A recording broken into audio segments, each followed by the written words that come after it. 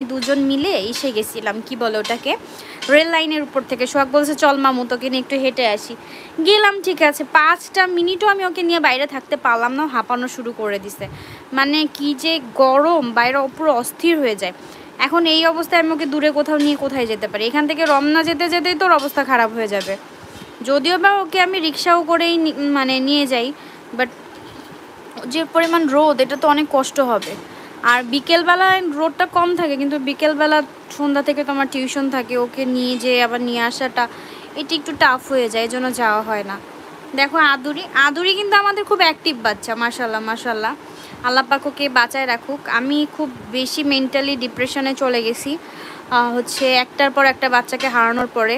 আর তোমরা অনেকেই জানো যে আমার পরীক্ষা চলতেছিল, তো আমার যে লাস্ট পরীক্ষাটা ছিল সেই পরীক্ষাটা আমি কিছু লিখিনি বলতে আমার পরীক্ষা ছিল 4 ঘন্টার, আমি 1 ঘন্টা পরীক্ষা দিয়ে বের হয়ে চলে আসছি। ওটা আমাকে হচ্ছে পরের বছর আবার মানে বলতে পারো যে রিটেক নিয়ে নিছি। পরীক্ষার হলে গেছি, প্রশ্ন দেখছি, সব পারি না, মানে 4টা প্রশ্ন ব্রড কমন পড়ছিল, 50-এর ভিতর 40 একদম আমি যা পড়ছি তা হুবাহু ছিল। কিন্তু আমার না কিচ্ছু মনে ছিল না, আমি কিচ্ছু মনে করতে পারতেছিলাম না, তাই আমি মাত্র 15 নাম্বারে আনসার করে পরীক্ষার হল থেকে বের হয়ে চলে আসছি।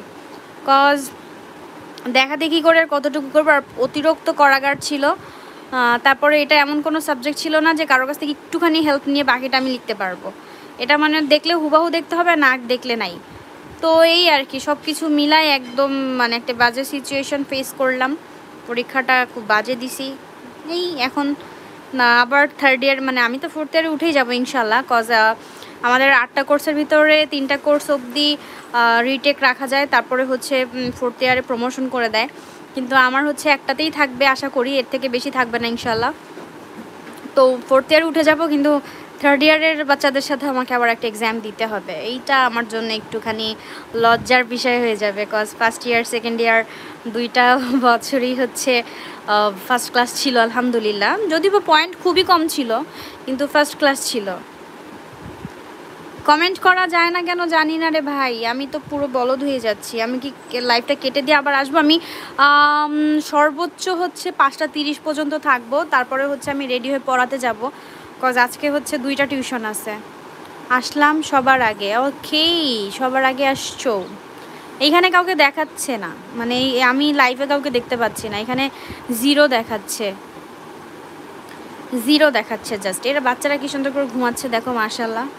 হুম হুম হুম হুম আদুরি গায়ে যেন কি একটা হইছে, ওর পুরো গায়ে গোটা গোটা হইছে। আমি ওকে ভেটের কাছে নিয়ে যাব করে যাওয়া হচ্ছে না। এটা একটু খামখেয়ালি বলা চলে না, আমার সব কিছু মিলাই আর কি। ওকে এই কিছুদিন আগে হচ্ছে ওকে দেখালাম ভেট দেখানো, পরীক্ষার মধ্যেই তো দেখালাম ওকে ভেট দেখালাম। মোটামুটি গত 2-3 মাস যাবৎ আমি ভেটের কাছে যেতে যেতে আমার অবস্থা কি হচ্ছে আমি জানি। তারপরে হচ্ছে গিয়ে ইকে নিয়ে গেলাম, অ্যাশফিকে ভেটের কাছে নিয়ে যাওয়া হলো টানা 2 দিন। তারপরে এখন আবার ওকে নিতে হবে। ওর মানে অবস্থা ওইটা না যে হচ্ছে কোনো ইটারনাল প্রবলেম হচ্ছে, ওর হচ্ছে গিয়ে জাস্ট একটু ইচিং প্রবলেম আছে। সেই ইচিংয়ের জন্য মলম কিংবা হচ্ছে গিয়ে অন্য কিছু সাজেস্ট করবে ওষুধ, এটার জন্য যেতে হবে। সো কমেন্ট যেহেতু দেখা যাচ্ছে না, তো আমি কি করতে পারি? লাইভে আসার আগে কিছু অপশান শো করে, যেমন হচ্ছে ওখানে লেখা ছিল এমন যে কি লেখা ছিল যে this is for kids, yes this is not for kids, এরকম অপশন ছিল।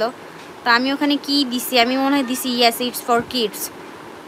হইতে পারে, মানে আমি জানি না, মানে লাইভে আসার একদম প্রপার ওয়ে বা নিয়ম কি আমি জানি না, রুলস কি। ওই দেখো ওইটা 2 হাত পা সামনে ছড়াই দিয়ে তারপরে হচ্ছে বসে আছে। ওদের জন্য এসি ছেড়ে ছেড়ে আমার ঠান্ডা লেগে গেছে। আমার তো এসিতে প্রবলেম হয়, আমার আজকে হাঁচি দিতে দিতে অবস্থা খারাপ হয়ে গেছে।